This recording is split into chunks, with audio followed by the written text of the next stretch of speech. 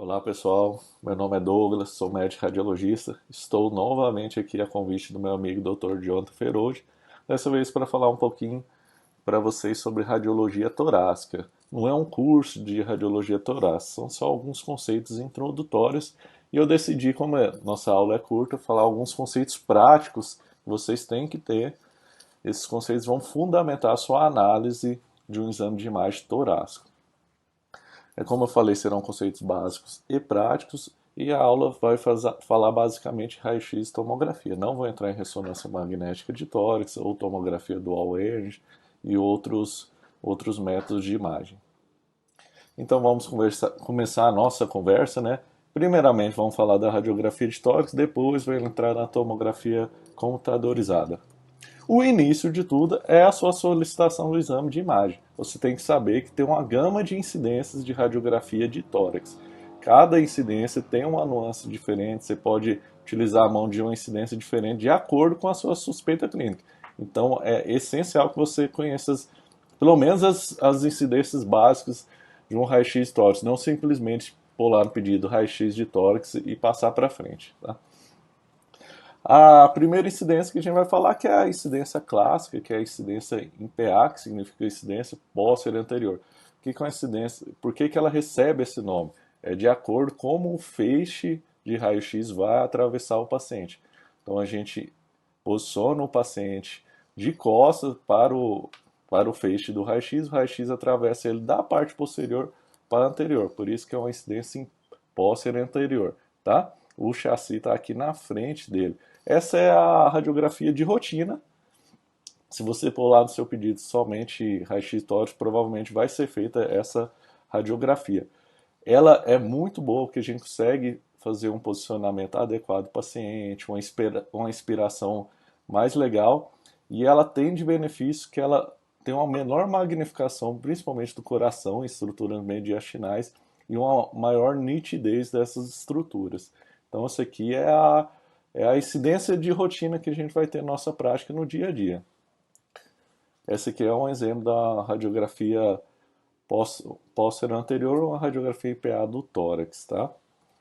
Só que nem sempre a gente consegue fazer uma radiografia pós-anterior. Então a gente lança a mão de uma radiografia antero-posterior, principalmente o paciente no leito. Vai ser só rotina de pronto-socorro.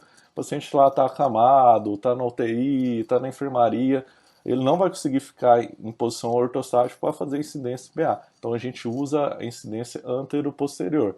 E isso, o que isso quer dizer? Que o feixe raio-x, por exemplo, aqui a gente tem na imagem um exame no leito, o feixe raio-x vai atravessar o paciente de antero para posterior, tá? Então isso aqui vai ser muito comum na sua prática clínica.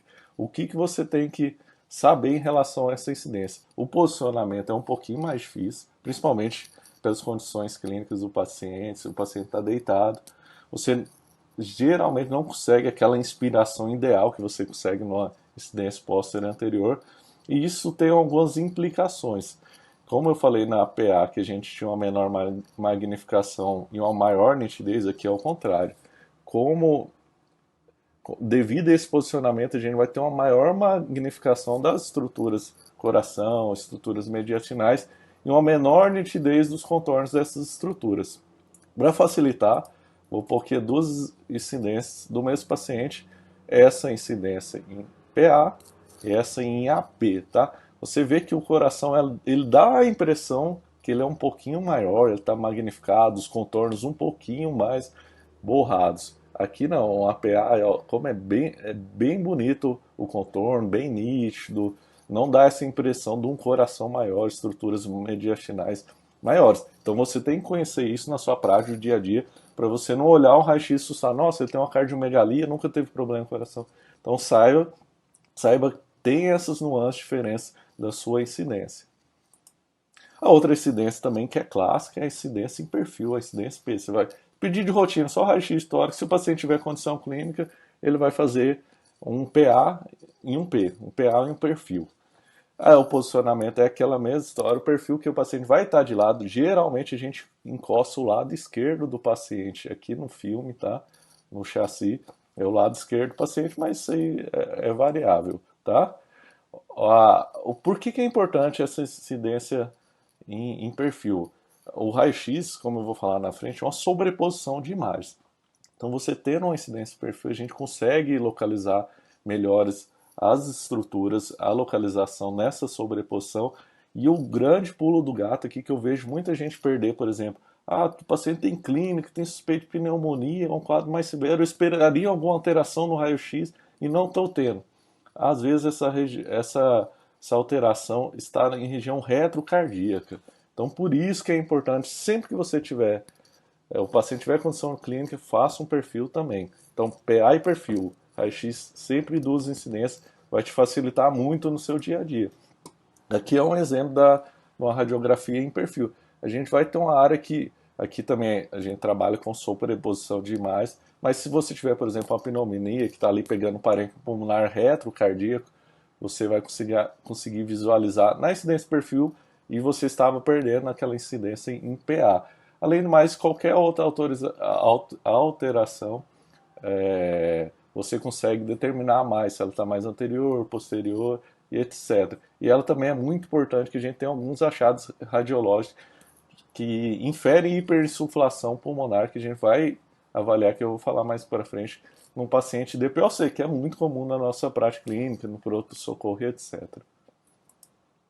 Aqui só um esqueminha mais ou menos mostrando as incidências que a gente consegue fazer de uma radiografia de tórax. Mais para frente, derrame pleural, vou falar dessa aqui, que o paciente fica em decúbito lateral e o feixe raio-x horizontal. Esse aqui, a famosa incidência Laurel, que é muito importante para a gente avaliar a derrame pleural, principalmente derrame pleural de pequena quantidade. Você pode usar também no pneumotórax, mais para frente eu vou falar um pouquinho. Então, basicamente aqui, onde que está o chassi, né, onde que está o filme do raio-x, o feixe, a setinha, os feixes raio-x, o incidência IPA, póstero anterior, incidência perfil, essa aqui já é um posicionamento oblíquo, dependendo de como, onde que tiver a sua alteração, você faz uma incidência oblíqua, você consegue visualizar melhor a incidência. Tem uma incidência também que a gente usa muito em tuberculose, que é a apicolordose, que a gente vê os hábitos pulmonares melhores, tá? Aqui a AP é aquele paciente deitado, fecho vem de antero posterior. Então saiba dessas incidências que você pode lançar mão de acordo com a sua patologia, você vai fazer um diagnóstico mais preciso do seu paciente. Com o raio-x em mão, você já solicitou a incidência que você queria, o paciente fez, voltou o raio-x em mãos. Vou falar agora um pouquinho nos conceitos básicos que você tem para analisar esse raio-x. Primeiro, você tem que saber como a imagem é formada, que isso vai direcionar todo o seu raciocínio diagnóstico, tá? O paciente aqui, um exemplo, um paciente em decúbito, né, decúbito dorsal, a gente põe o chassi, no caso de uma radiologia convencional, CR, ou pode ser digital, atrás do paciente. Aqui do outro lado a gente tem a fonte emissora do feixe raio-x. Então o feixe raio-x é produzido aqui e emitido. Esse feixe raio-x vai atravessar o paciente, tá? Como que é formada a imagem? A imagem é formada de acordo com a diferença de absorção que cada estrutura anatômica ou patológica tem do feixe raio-x. Então a gente vê aqui no esqueminha que algumas estruturas, por exemplo, as estruturas ósseas, o feixe de raio-x chega aqui e é absorvido, ele não passa, tá?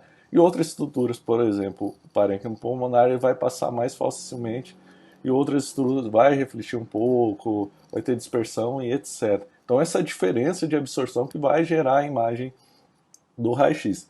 Então, como que vai ser expresso isso no filme de raio-x? As estruturas que passam mais facilmente o feixe raio-x, que passa tranquilamente, passa muito raio-x, ela vai ser uma estrutura radiotransparente que vai ser expressa no raio-x como um cinza escura, um preto. Por exemplo, o pulmão. O ar passa facilmente o raio-x.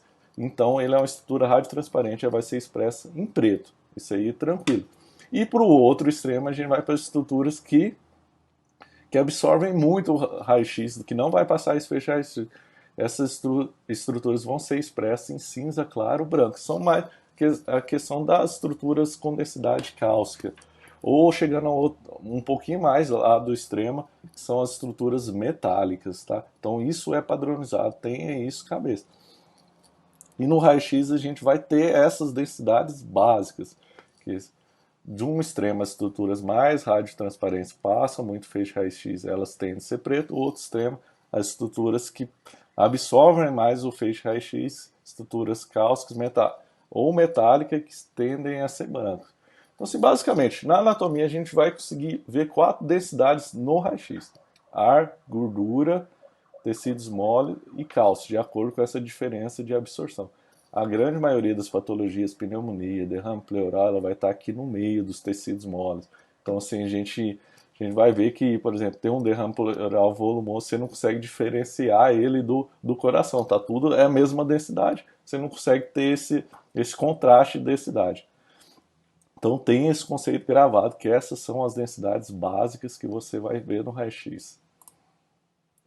Outro que você tem que ter claramente é a anatomia básica do raio-x, tá? Primeira coisa é saber quais são as estruturas à direita do paciente, as estruturas à esquerda do paciente. Nessa radiografia eu consigo afirmar o que é direita e esquerda? Consigo afirmar sim. Porém, não é por causa que o coração está aqui mais voltado à esquerda, o ar caótico à esquerda, tá? Eu consigo afirmar isso pela marcação que o técnico de raio-x fez aqui. Ele pôs um Lzinho de left. Geralmente no Brasil a gente marca à direita, mas tanto faz, tem a mesma implicação radiológica. Uma imagem de raio-x sem marcação, eu não consigo afirmar o que é direita e esquerda, porque eu posso processar essa imagem fazendo uma inversão horizontal da imagem. Outra coisa, eu tenho uma patologia como um situs totalis inverso, situs inverso, que o coração vai estar voltado à esquerda, à direita, o ar caótico também. Então, assim, isso pode confundir. Então, quando você pegar o raio-x, a primeira coisa que você tem que olhar é qual que é a marcação do técnico. Isso aqui é feita antes de fazer a radiografia. Ele marca lá no chassi antes, tá? Então, a lateralidade a gente afirma pela marcação do técnico, tá? Aí, a partir disso, você sabe qual que é o lado correto, você vai posicionar seu filme lá, ou você vai ver no computador, no negatoscópio corretamente, e vão ver a anatomia básica. Primeiro, as estruturas mais de fora para dentro, as cúpulas diafragmáticas, a região hepática. Aqui, geralmente, o paciente em posição ortostática, o paciente em pé, a gente vê a bolha grácil fazer nível hidroaéreo. No caso aqui, a gente está vendo também o ar dentro do cólon, tá? O arcabouço ósseo, clavículas, estruturas do ombro, a escápula adentrando um pouquinho aqui na nossa projetada dentro do tórax. Lembrando, raio-x, como a gente viu ali no conceito da formação da imagem, raio-x é uma sobreposição de imagem. Então, tudo que está de anterior para posterior aí, de posterior a anterior, está tudo sobreposto, tá? Os arcos costais, essa, essa porção dos arcos costais aqui, mais na região central, são as porções posteriores. Então, o arco costal, basicamente, ele vem aqui. Face posterior, face lateral, vem a face lateral, ele cai nas regiões mais anteriores. E aqui a parte mais anterior a gente não vê porque é cartilagem. O paciente mais velho, a gente vai ver várias calcificações aqui projetadas, que calcificações condrais, tá? Mas lembre-se, eu já vi muita gente na prática clínica confundir isso. Essa parte aqui mais central é a face posterior dos arcos costais. E a gente tem a coluna dorsal aqui, dorsal ou torácica projetada, bem desenhada, principalmente aqui na região superior. E as estruturas mediastinais, a que chama mais atenção, com ar aqui dentro, que é uma estrutura radiotransparente, é a traqueia, aqui na região da carina, dividida nos brônquios principais. Os contornos mediastinais você tem que ter na sua cabeça. O arco aórtico, aqui um pouquinho mais para baixo. Geralmente você vai ver uma rampinha aqui. A porção mais superior é o tronco da artéria pulmonar e aqui a aurícula do átrio esquerdo. Mais para baixo, essa curvinha aqui, esse contorno que a gente vê cardíaco, é o ventrículo esquerdo e um pouquinho uma densidade mais de gordura aqui, tendendo mais preto é a gordura pericárdica, tá? Do outro lado, a gente tem o contorno da veia cava superior e o contorno do átrio direito, tá? A gente entra aqui no incidência perfil, a gente vê a coluna dorsal, a gente vê que esse contorno aqui mais posterior do coração vai ser o átrio esquerdo, o ventrículo esquerdo. Aqui um contorninho que tá difícil, mas quando você vê na sua prática clínica, você vai ver a veia cava inferior aqui passando aqui. E aqui mais anterior a gente vai ver o contorno das câmaras direita, e aqui a porção ascendente da aorta. A aorta ascendente, o tronco a gente está conseguindo ver aqui, a descendente está um pouquinho mais difícil, mas principalmente se o paciente for um paciente mais idoso, que tem calcificações, tudo, você vai ver o contorno certinho da aorta descendo, que é a aorta descendente. Mas não só falando, eu quero que vocês gravem esses conceitos aqui, ó, esquematizado aqui, ó, bem legal. Dá uma paradinha aí na aula e grava esses contornos cardíacos, que é muito importante, que de acordo com a alteração desses contornos, a gente traduz com patologia diferente, principalmente numa cardiomegalia, qual o predomínio de qual câmara cardíaca está mais aumentada ou não, tá?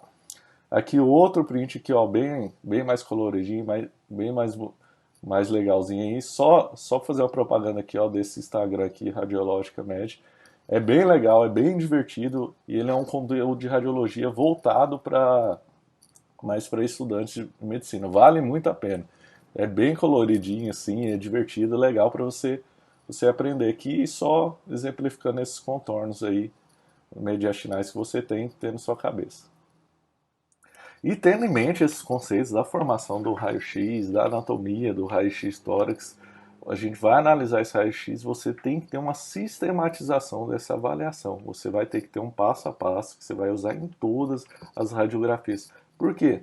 Porque às vezes você pega um raio-x que tem uma alteração mais evidente, você vai lançar toda a sua atenção nessa alteração, pode deixar passar alterações menos evidentes que talvez sejam mais importantes. Então você tem que ter a sistematização. Inicialmente vai ter que ser passo a passo, você marcando, depois isso vira natural.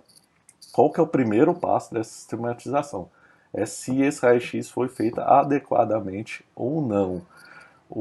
Por que isso é importante? Que um raio-x feito de forma inadequada ele pode gerar pitfalls, alterações que você acha que é patológico, mas na verdade é artefatual.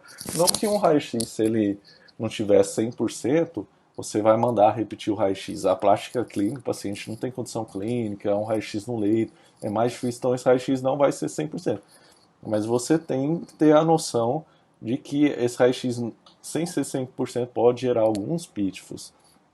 E como que o raio-x é considerado adequado? Primeiro ponto é que ele contemple toda a caixa torácica, tá? Tem que completar tudo, principalmente o parênquima pulmonar, que eu vejo muito raio-x perdendo os seios costas do fênix, e você pode estar perdendo um derrame pleural de pequeno volume aí, simplesmente porque o raio-x não contemplou todo o tórax, tá? Outro ponto que é importante é a questão da insuflação pulmonar. O raio-x tem que ser bem insuflado, porque a gente vai ter uma densidade adequada do parênquima pulmonar. A gente usa o tamanho da caixa torácica em relação ao coração para a gente ver uma cardiomegalia e etc. E isso é influenciado pela insuflação pulmonar. O que eu considero um raio-x adequado? Tem vários meios de você aferir isso, um raio-x com insuflação adequada. Eu uso, que eu tenho que visualizar de 8 a 10, 11 arcos costais, a face posterior do arco costal, contemplados em cima do parênquima pulmonar. Tem outras formas, essa é a forma que eu vejo. Outro ponto importante é saber se esse raio-x foi feito centrado mesmo, se esse paciente não está um pouquinho oblíquo, rodado, que isso pode simular, por exemplo, um alargamento mediastinal. E como que eu vejo isso? A gente vê a distância das faces externo-claviculares de ambas clavículas até o arcabouço da coluna dorsal. Tá? Você pode usar o processo Piauza que está evidente. Essa distância dos dois lados tem que ser simétrico, não precisa ser 100%, né? Você não vai medir isso, mas visualmente tem que ser mais ou menos simétrico. Se tiver um raio-x muito rodado, um lado muito alargado, outro pequeno, você pode simular, por exemplo, um alargamento mediastinal. Então tenha em mente isso. E outra coisa também que você pode ver em relação à insuflação pulmonar, que você vê bem demarcadas as estruturas vasculares, as linhas vasculares estão claras, tá? Então se você usar isso, fala assim, primeira coisa, você vai analisar isso, não, esse raio-x está adequado, ficou bom, vou seguir a avaliação dele. Não, ficou inadequado, mas não tá razoável, eu só tenho que ficar atento a pitfalls. Ou se for um raio-x totalmente, ficou muito inadequado, ficou muito penetrado, a insuflação não ficou legal. O paciente tem condição clínica, você pode repetir esse raio-x. O segundo passo é você avaliar todas as estruturas que seu raio-x está contemplando. Eu uso um passo a passo que eu começo pelas avaliar as estruturas menos importantes e por fim vou chegar nas estruturas mais importantes. Geralmente, quando eu peço um raio-x de tórax, o que eu quero ver mais é o parênquima pulmonar e um pouco menos importante as estruturas mediastinais. Então essas estruturas ficarão para o final, né?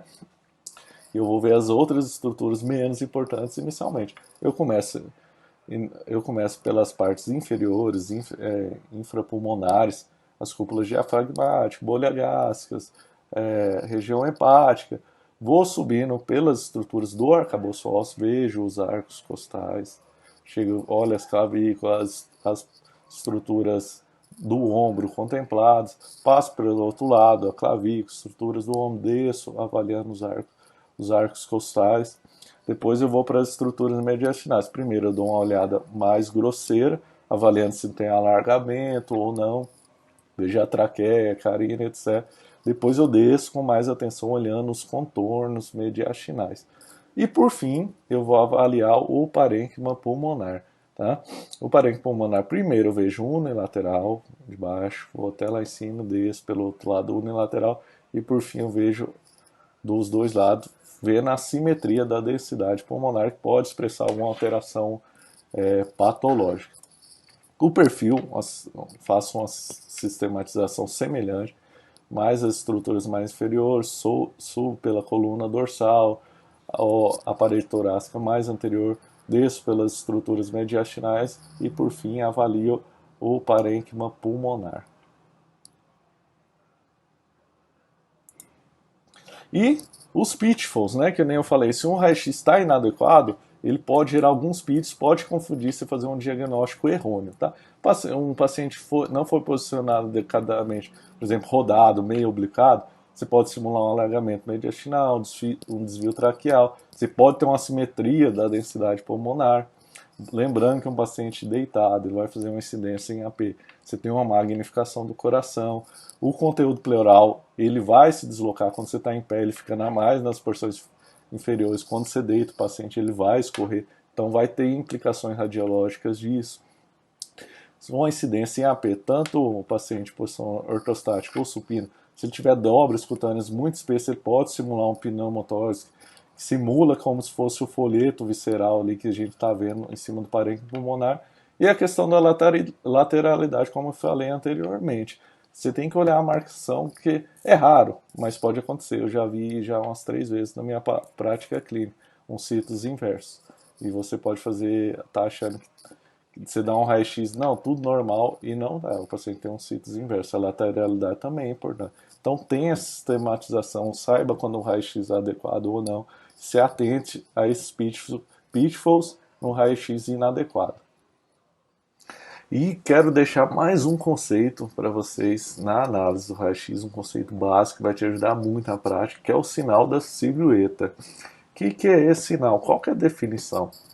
A definição desse sinal é que duas substâncias de mesma densidade radiológica em contato direto não vai poder ser diferenciada. Ela vai perder a silhueta de que é uma, o que é outra, se elas estiverem em contato direto. O que na prática significa? Por exemplo, você tem uma opacidade pulmonar, você não sabe se ela está no lobo médio ou se ela está no lobo inferior.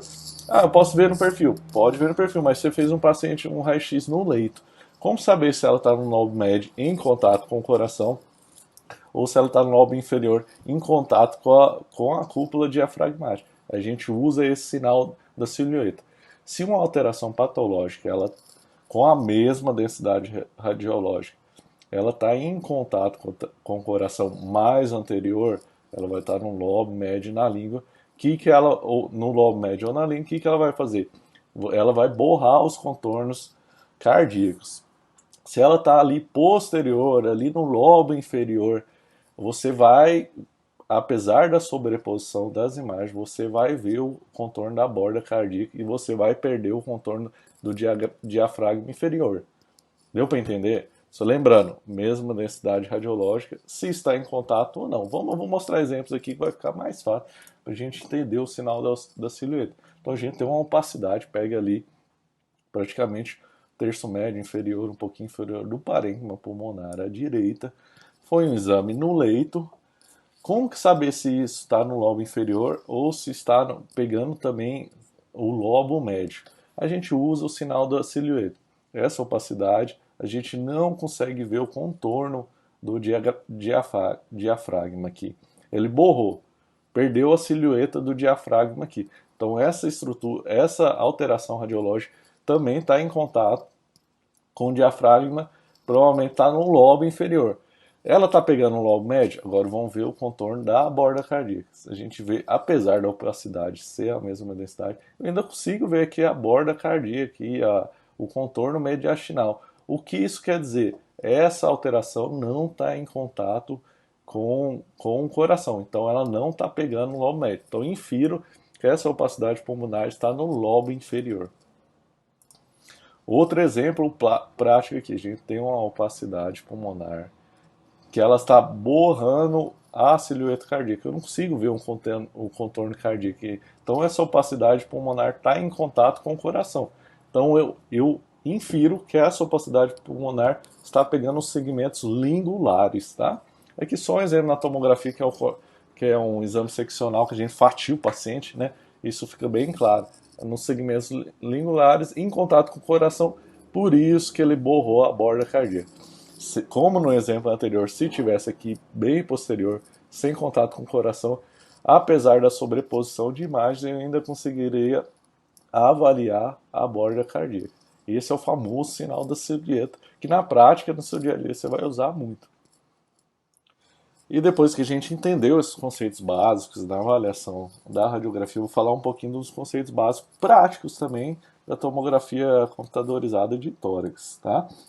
A tomografia, ela é um exame, uma modalidade de imagem que a gente fala seccional. O que é seccional? É como se a gente estivesse fatiando o paciente e a gente vai analisar essas fatias, tá? A imagem é adquirida também através da emissão de feixe raio-x, que vai passar pelo paciente e vai ser detectado pelas fileiras de detectores que vão estar posterior, vai rodando esse complexo e o paciente vai também, a mesa vai andando e vai adquirindo toda a região, as imagens, toda a região de interesse que o software processa e vai chegar lá para a gente impresso ou a gente vai visualizar no Pax. A tomografia é o grande exame porque ela tem uma riqueza anatômica e de detalhes absurda, principalmente sim no tórax. Ele é o grande exame para avaliação do tórax. Lembrando que a tomografia tórax a gente tem protocolos mais diversos, é muito variado. Desde exame sem contraste, exame com contraste, um exame contrastado com a fase para a gente ver, avaliar a aorta, uma fase para a gente avaliar a TEP, você pode fazer um exame inspirado, um exame decúbito ventral. Tem uma variedade, uma gama muito grande de protocolos. Então eu friso que quando você solicitar um exame, uma tomografia de tórax, você coloque a indicação clínica para o radiologista analisar, o radiologista, o técnico, fazer o protocolo adequado. Que às vezes o protocolo inadequado você vai perder alguns diagnósticos, pode te atrapalhar na avaliação do seu paciente. Então escreva a indicação clínica quando você solicitar a tomografia.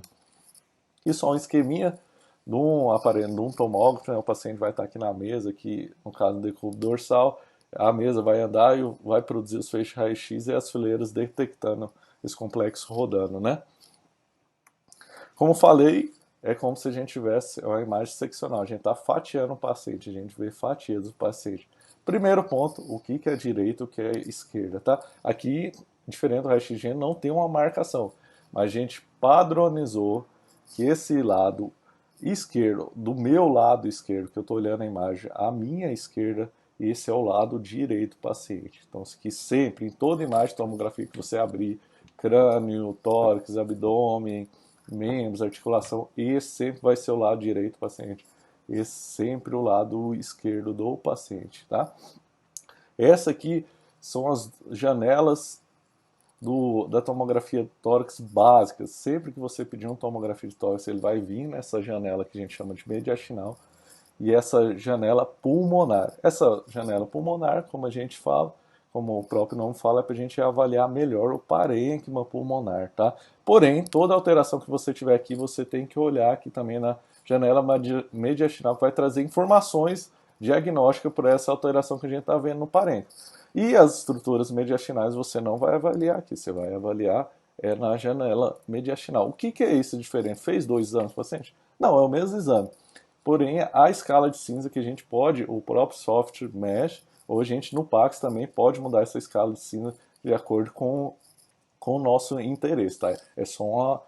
É o mesmo exame com janelas diferentes, tá? Por isso você vai ver o radiologista, não, deixa janela melhor esse exame. É isso, a gente tá mudando essa escala de cinza para a gente conseguir analisar melhor alguma alteração.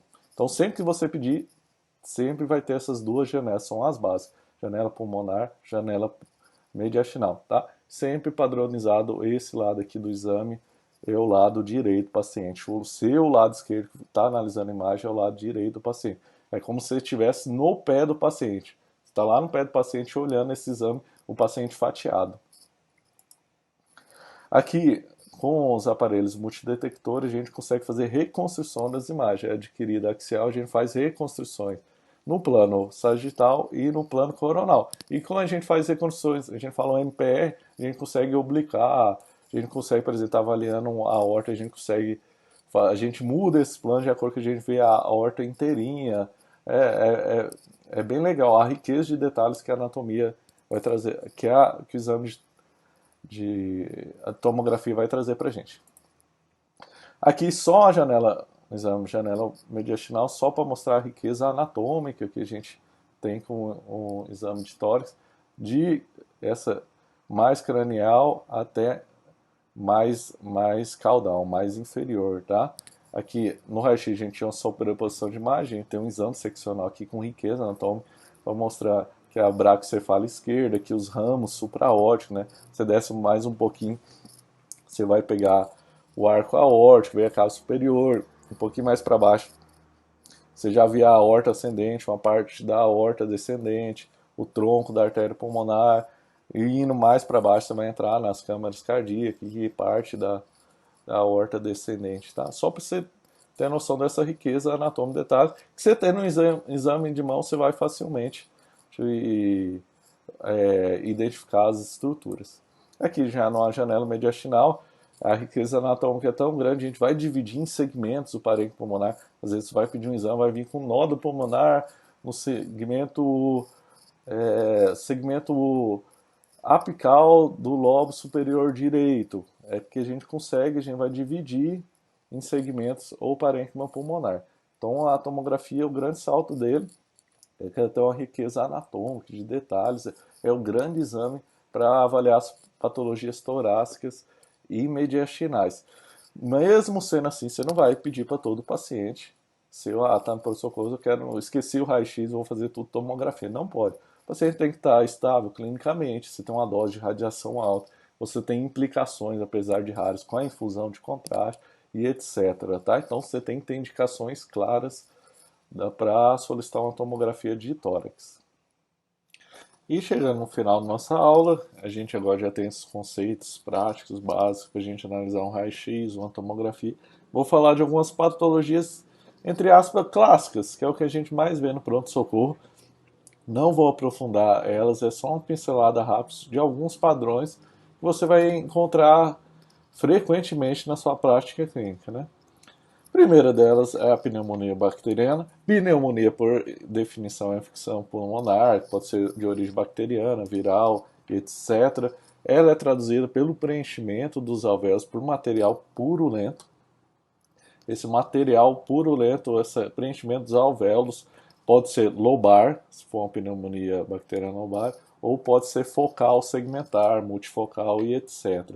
Como que isso se expressa radiologicamente? Vai se expressar através de consolidação ou opacidade de aspecto alveolar, sendo lobar ou focal, segmentar, etc. Pode ter broncogramas aéreos, que eu vou mostrar ali na imagem, para a gente ficar mais claro o que é esse sinal de broncogramas aéreo. Tá? O exemplo clássico, então quando você chegar lá no raio-x, não vou fazer toda aquela sistematização aqui, senão a aula ficar muito extensa, Mas vamos direto aqui para o achado, né? A gente analisando comparativamente, a gente vê uma consolidação muito clara, algumas outras opacidades de aspecto alveolar, pegando quase inteiramente o parênquima pulmonar direito, né? E aqui à direita a expressão disso, a tomografia, é o mesmo paciente, tá? Que essa consolidação pulmonar bem densa, você vê até umas opacidades em vidro fosco adjacente, que você vê alguns brônquios aerados no meio. Isso aqui são os famosos, você vê a consolidação broncogramas aéreos de permeio. São esses brônquios de permeio a consolidação ou a opacidade que estão aerados, tá? Você pode ver no raio-x, na tomografia é muito mais fácil de ver, mas você também pode ver no raio-x. Então, tem na mente essa imagem de consolidação, opacidades alveolares, que elas são compatíveis se você tiver uma suspeita clínica do seu paciente de pneumonia, tá? O diagnóstico diferencial, principalmente paciente idoso, aquele paciente cardiopata, começou a tossir, parece pneumonia, mas será que não é um edema pulmonar, tal? Esse aqui geralmente o diagnóstico diferencial. O que é o edema pulmonar? É o acúmulo de líquido extravascular pulmonar. Pode ter origem cardiogênica ou não.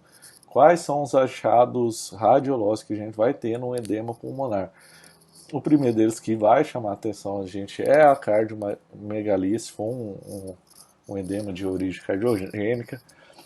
Além da cardiomegalia, a gente vai ver um espessamento septal que é muito claro na tomografia de tórax, mas na radiografia a gente vê as linhas de Kerley, principalmente as linhas B de Kerley. Eu vou mostrar uma ali para frente que é sugestivo de edema pulmonar. A gente pode também ter opacidades alveolares, como a gente tinha na pneumonia bacteriana, porém aqui o padrão de distribuição é mais perilar. A gente fala em asa de morcego, que vai a região mais central perilar. Isso ajuda a gente a diferenciar de uma opacidade alveolar de origem mais infecciosa de um edema pulmonar. Além de outro achado que a gente vai ter no edema pulmonar de origem cardiogênica ou não, é a presença de derrame pleural, que pode ter também na infecção bacteriana, mas é um dado que soma para a gente. O paciente é um cardiomegalia com derrame pleural, espessamento septal, pode ter ou não opacidades alveolares. Tendo opacidades alveolares, opacidades mais perilares, você guia seu diagnóstico para edema pulmonar, congestão pulmonar. Tá? Aqui alguns exemplos são pacientes diferentes, duas radiografias, faça toda aquela sistematização, chama a atenção para a gente, é o aumento da área cardíaca. Vou mostrar como que a gente mede rapidinho essa área cardíaca, só que visualmente aqui já chama a atenção, tá? Então você tem uma cardiomegalia, você tem uma opacificação do cerco açofé direito, tem um derrame pleural, você tem umas opacidades aqui alveolares e em região mais central, isso aqui é um edema pulmonar, tá? Aqui à direita a gente vê essas opacidades alveolares que pode estar ou não presente um paciente com um edema pulmonar. Nem sempre você vê essas opacidades pulmonares, mas você vê mais centrais, é um padrão que a gente fala em asa de morcego. Tá? Aqui outro paciente, o mesmo paciente daquele anterior, né? Só para a gente expressar aqui a apresentação, a tomografia, que a gente tem aquela riqueza anatômica, que é a mesma achada, só que, por exemplo, mas aqui a gente tem uma riqueza anatômica. Aqui é um corte, janela pulmonar, lado direito do paciente, tá? Aqui ao lado direito você vê sempre a marcação do raio-x. Então, janela pulmonar, aqui ao lado direito, lado esquerdo, aqui é um corte, uma reconstrução coronal, tá? A gente fatiou o paciente coronal. Então você tem as opacidades alveolares, quase consolidação, tem um vidro fosco, mas o que chama a atenção é a região que elas predominam, né? Bilateral, mais perilar, tal. Isso sugere o edema pulmonar. Aqui outro paciente, só para lembrar que a gente tem um espessamento, como eu falei, tem espessamento septal, né, no edema pulmonar. Aqui a gente vê essas linhas perpendiculares à face pleural. Esse aqui é as linhas B de Kerlin, tá? Esse aqui indica edema pulmonar. Já é um paciente, você vê que tem cardiopatia, aparentemente está aumentado esse coração, um pouquinho de opacidade alveolar aqui perilar, né? a um diagnóstico de edema pulmonar. É que só para lembrar como que a gente faz uma avaliação, isso aqui é uma avaliação rápida, assim, a gente fala assim, às vezes quem não tem cardiomegalia não, a gente usa esse índice que é o índice cardiotorácico. A gente faz a relação do maior diâmetro do coração, você pode medir separadamente o lado direito do esquerdo somar, essa relação sobre o maior diâmetro do, da caixa torácica, tá? Você vai pegar a linha aqui interior, tá? A linha por dentro da caixa torácica, tá? Você faz essa relação, se for maior que meio, você tem um coração aumentado, uma cardiomegalia.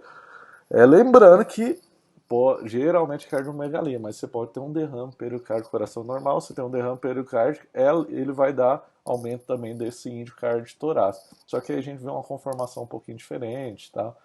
Mas lembre-se do índice cardiotorácico, o primeiro índice que você vai usar para ver a cardiomegalia. Não vou aprofundar aqui, mas de acordo com a cardiomegalia, tem padrões específicos realmente de cada câmara cardíaca, mas não é o objetivo da aula, tá? É só esse índice aqui mais rápido, às vezes você fica em dúvida, é um raio-x em AP, tá magnificado esse coração, não tá muito grande, será que tá aumentado? Não, faça aí, ó, rapidinho índice cardiotorácico, você já vai ter essa informação. Outra patologia muito frequente que você vai ter no seu dia a dia, sendo pronto-socorro, ambulatório, PCF, é o DPOC. Vai variar do espectro de bronquite crônica, enfisema pulmonar, tá? Esse paciente vai fazer vários exames de imagem torácica, seja pelo próprio DPOC, seja para avaliar complicações dele e até diagnósticos diferenciais. Então você tem que ter alguns conceitos clássicos que são clássicos dessa patologia, tá? Os achados ao raio-x, você vai procurar sinais de hiperinsuflação pulmonar, tá? Quais são esses sinais? A gente tem os 4 principais, que são o achatamento das cúpulas diafragmáticas, elas vão estar retificadas. Você vai ter um aumento do espaço retroesternal, vou mostrar ali para frente nos exemplos práticos. Tem um aumento do diâmetro anteposterior do tórax, e você, nos casos principalmente mais graves, você pode ver uma hipertransparência pulmonar, tá? Nos mais graves vai te chamar a atenção isso, mas às vezes é muito sutil. Aqui um exemplo de DPOC, né? O que na incidência PA já me chama a atenção que esse pulmão está muito preto, né? Isso é uma hipertransparência pulmonar, principalmente nessa região aqui, você não vê a trama vascular, tudo. Esse já é um DPOC mais acentuado, mas quero te lembrar que você tem que tomar cuidado. Às vezes o raio-x, ele está, como a gente fala assim, muito penetrado, o feixe raio-x. Então ele vai dar a aparência do pulmão mais preto mesmo. Isso é um pitfall, tá? Como você vai avaliar se esse raio-x está penetrado adequadamente? Você vai olhar a coluna dorsal. As porções mais superiores da coluna dorsal, você vai ver os detalhes anatômicos, corpo vertebral, processo espinhoso e tal. E quando você desce aqui mais na região da sobreposição com o coração, você vai ver só um esboço das vértebras dorsais, tá? Você não é para ver essa riqueza de detalhe anatômico. Se você estiver vendo essa riqueza de detalhe anatômico aqui embaixo, é que esse raio-x foi muito penetrado. Foi quase um protocolo para a gente avaliar a coluna dorsal. Então, se você tiver um raio-x muito penetrado, você pode ter um pulmão mais preto. Não vai dar DPOC para esse cara. Toma cuidado com isso, tá? A incidência perfil traz aqueles outros achados que são mais evidentes para a gente. A gente vai ver um aumento do espaço retroesternal, tá? Esse espaço aqui eu vou te mostrar que a gente usa de referência 2,5 cm. E as cúpulas diafragmáticas é para ela estar mais convexa, né? Elas estão retificadas, tem um achatamento da cúpula diafragmática, tá? Além que chama atenção que esse tórax anterior aqui está um pouquinho grande mesmo. Aqui só mostrando aquele mesmo perfil anterior, só mostrar como a gente usa aqui a aferição do espaço retroesternal, tá? Ele tem que ser até 2,5 cm, maior que isso já é sinal de hiperinsuflação pulmonar. E a retificação da cúpula, olhando você já vê essa retificação, você pode mensurar também, aqui mensurando da esquerda, você faz essa medida, tá? Tem que ser maior que 1,5. Se for menor, é uma cúpula diafragmática retificada, mas olhando visualmente você já consegue ver esses sinais de hiperinsuflação pulmonar inferindo DPOC. Aqui a tomografia aí é bem mais claro, você vai ver sinais de POC em casos bem iniciais, tá? Esse é o parênquima pulmonar normal. E aqui você vai ver a área de efizema, essas áreas mais pretas. Você perdeu a arquitetura normal dos lobos secundários, então essas áreas hipertransparentes. Aqui um padrão mais paraceptal e aqui um padrão já centrolobular mais avançado, que já está pegando todo é, um, um, uma quantificação mais acentuada, um grau mais grave, tá? Lembre dessa imagem, esse é o padrão normal que você tem que ver o pulmão, tá? Essa é a visão que você tem que ter na sua cabeça. Outra patologia que é clássica, que você vai ver no seu dia a dia, é o derrame pleural, que basicamente é o acúmulo de líquido no espaço pleural. Derrame pleural chama a atenção que a gente vai ter apresentações diferentes de acordo com como você fez esse raio-x paciente. Se você fez um raio-x paciente em pé, esse derrame, esse líquido vai se acumular nas áreas pendentes, nas áreas mais inferiores, tá? Então você vai ter uma opacificação dos ângulos cardiofrênicos e costofrênicos, tá? Esse líquido vai fazer uma opacidade com a concavidade superior. E um detalhe é que o perfil ele é mais sensível para derrames pleurais de pequeno volume, tá? Um raio-x paciente pé, você vê bem derrames acima de 250 ml, é bem claro, mas você pode ver até menos. Tem lugar que fala acima de 50 ml, você já consegue visualizar, mas o padrão acima de 250 é o que é o claro no raio-x ortostático. Se você fizer um raio-x paciente deitado, toma cuidado. For um derrame pequeno volume, você não vai ter nenhuma alteração, porque esse derrame vai escorrer por trás do pulmão e você não vai. Talvez tenha uma alteração de densidade do parênquima pulmonar, mas se for muito pouco é muito discreto, você não vai te chamar a atenção. Claro, se for grande volume, aí vai te chamar a atenção, que você vai ter um pulmão todo branco, né? Aí que entra aquela incidência nova que eu falei que é a clássica, o Laurel, né? A gente vai fazer o paciente de decúbito lateral com os feixes raio-x horizontal ao paciente, tá? Lembrando que o decúbito, a parte mais inferior, você tem que fazer do lado suspeito do paciente, tá? Ele tem que deitar com o lado da patologia para baixo. Ele fazendo isso, o derrame vai escorrer junto à superfície pleural, fazendo uma camada líquida ali. É bem sensível, às vezes está em dúvida, tem um derrame pequeno ou não, você faz essa incidência. Só exemplos mostrando essa grande opacidade, muito denso, é, velando todo o parênquima pulmonar ali do terço médio inferior à esquerda, né? Ó, o seio costofrênico sumiu também junto. E ele forma uma certa concavidade aqui, isso aqui bem sugestivo de derrame pleural. É que a gente vê no perfil, tá? Aí só lembrar do sinal da silhueta aqui, ó, tá junto do coração a gente não vê, tá junto do diafragma a gente não vê, tá? A silhueta, porque ela tem densidade radiológica semelhante e está em contato. E já um derrame um pouco mais leve, que eu passo por o seio costofrênico direito, né? Ele, ele é mais sensível, se olhar aqui no perfil, você consegue pegar um derrame de menor volume, tá? Ele forma até uma certa concavidade, que é um derrame de menor proporção. Se for um derrame muito pequeno, você ficou em dúvida, se você quiser fazer o Laurel, seria isso aqui, o paciente decúbito dorsal com a parte patológica para baixo, o feixe raio-x entrando assim, nessa posição horizontal, tá? Se tiver mesmo derrame, o líquido vai escorrer e vai formar essa camada líquida junto à superfície pleural. Você pode até aferir, tem gente que fala acima de 1 centímetro é puncionável, mas hoje isso está mudando porque hoje a gente usa muito ultrassom à beira do leito, tudo. O ultrassom é mais sensível, tá? Mas é uma incidência que você pode lançar a mão se tiver uma dúvida aí de derrame pleural. Aqui a tomografia é bem anatômica. Você vai ver o líquido entre os folhetos parietais, tá? O folheto visceral, sim, entre os folhetos pleurais, tá? Folheto visceral e parietal, tá? E a anatomia é isso aqui. Ó, tem um derrame pleural bilateral de moderado, um pouquinho menor à esquerda, tá? Outra patologia frequente para o socorro é o pneumotórax. Ao invés de ser líquido no espaço pleural, a gente vai ter ar, vai ter gás no espaço pleural. Pode ser traumático, pode ser espontâneo, sendo primário, secundário. Isso faz referência se o paciente tem uma patologia pulmonar de base, ou pode ser até iatrogênico, tá? Os achados radiográficos que a gente vai ter de pneumotórax, a gente vai ver uma linha a linha da pleura visceral, perifericamente a ela que vai ter só ar, a gente vai ver uma hipertensão arérea, a gente não vai ver aquela trama vascular do parênquima pulmonar.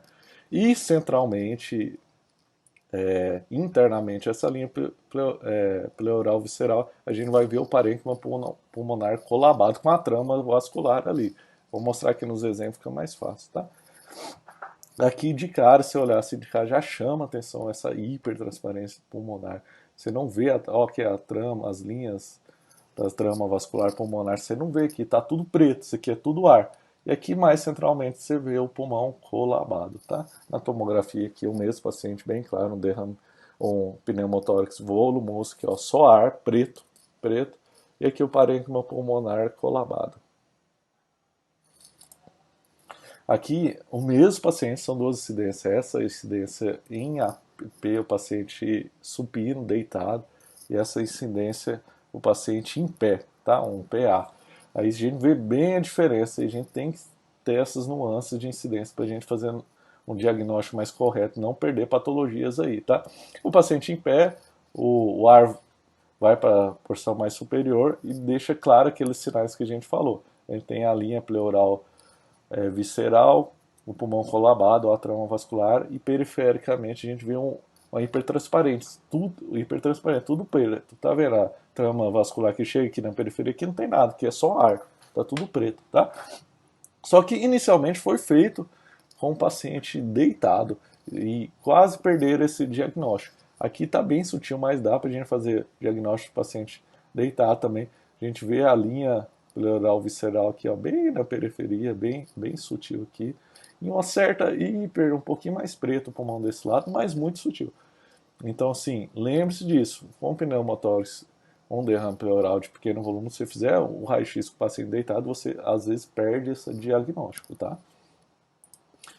Aqui só exemplificando como que vai se mobilizar o ar, tá? E o pulmão colapsar de acordo com o paciente deitado e o paciente em pé, tá? Lembrando que no pneumotórax a gente também pode usar aquela incidência de decúbito lateral com raios horizontais. Só que aqui a gente vai fazer com a área, com o pulmão lado patológico para cima, não para baixo, tá? Que aí o ar vai acumular em cima e a gente consegue ver um pneumotórax um pouco que seja mais discreto. E só falar do Covid, que é que a maioria dos exames de imagem está sendo feito hoje dia a dia, né? O Covid ela tem uma apresentação clássica, não é a única, principalmente se você pegar em fases iniciais, mais tardias, tá? A apresentação do Covid são opacidades pulmonares em vidro fosco, multifocais, bilaterais, periféricos. Pode ter consolidações, pode ter um derrame pleural de pequena monta, mas o clássico é isso, é vidro fosco, multifocal, bilateral, periférico, que você nem sempre vai achar isso. E outra coisa, vidro fosco não é sinônimo de Covid. Vidro fosco é um padrão radiológico, a gente pode ter infecções de outro tipo, pode ter no edema pulmonar, pode ser até doença intersticial abaixo da resolução tomográfica. Então, isso é um padrão radiológico. O que vai falar, não, esse vidro fosco está padrão de Covid é sendo multifocal, bilateral, periférico, com a clínica compatível, né? Só mostrar aqui um raio-x, no raio-x a gente vai ver basicamente, principalmente as áreas que já estão consolidando, tá? O vidro fosco é um pouco mais difícil. Então você vê consolidações, opacidades, padrão alveolar, multifocal, bilateral, mais periférica. E o clássico é a tomografia, que é o grande exame de imagem. Esse é o vidro fosco multifocal, bilateral, mais periférico, tá? E essa imagem, grava essa imagem, você vê essa imagem, um contexto clínico, epidemiológico compatível, pensa Covid. Lembrando que eu falo assim, Covid pode ser qualquer outra pneumonia de etiologia viral, tá? É que hoje em dia a gente tá falando muito Covid, mas pode ser H1N1, entre outros, tá? Esse é o padrão que chama a atenção, apesar de, nesse específico, é sugestivo de uma pneumonia viral. Beleza? Então tem esses conceitos de raio-x, conceito de tomografias, essas patologias mais clássicas, tá? Nessa aula a gente está terminando aqui, lembrar desses pontos-chave, das diferentes incidências, de protocolo. Lembre-se sempre de um exame de imagem, não só de tórax, coloque sua indicação clínica para que seja feito o protocolo mais adequado para te ajudar no diagnóstico. Conheça os conceitos básicos que a gente falou da análise raio-x, faça essa sistematização. Primeira coisa, ver se a lateralidade está marcada, se esse raio-x foi feito de forma adequada e avalia todas as áreas contempladas do pulmão, do arcabouço torácico, com a sistematização, passo a passo. Faça sua, se você quiser fazer diferente do que eu faço, não tem problema, mas sistematize para você não perder algumas patologias menos evidentes, tá? E sempre lembro da interação do médico, você, assistente, está solicitando, e do radiologista. A gente está à disposição. Se tiver dúvida de qual exame pedir, uma alteração ao raio-x, a tomografia que você quer discutir, o radiologista é bem disponível e isso enriquece a sua conduta clínica e é o melhor para o paciente. Algumas fontes que eu utilizei aqui para fazer essa aula, indico fortemente para vocês que vão começar a ver raio-x histórico, esse livro do Fels, chama Princípios de Radiologia Torácica.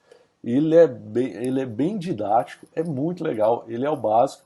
Se vocês lerem ele, vocês vão ter embasamento para avaliação raio-x histórico como profissional, como radiologista mesmo, tá? Sempre falo dessa biblioteca virtual, radiopedia.org, tem tudo sobre radiologia. O Tratado de Radiologia no INRAD é um tratado completo sobre a radiologia. E aquele Instagram que eu falei, que é muito divertido, voltado mais para estudante de medicina e outras áreas de saúde de ensino mais básico. É muito legal, muito divertido, muito profissional, um conceito assim que vai mudar a sua visão da radiologia. Então é isso, pessoal. Estou à disposição. O Jonathan tem meu contato. Espero que seja de proveito essa aula. Isso é só uma introdução, só uma pincelada.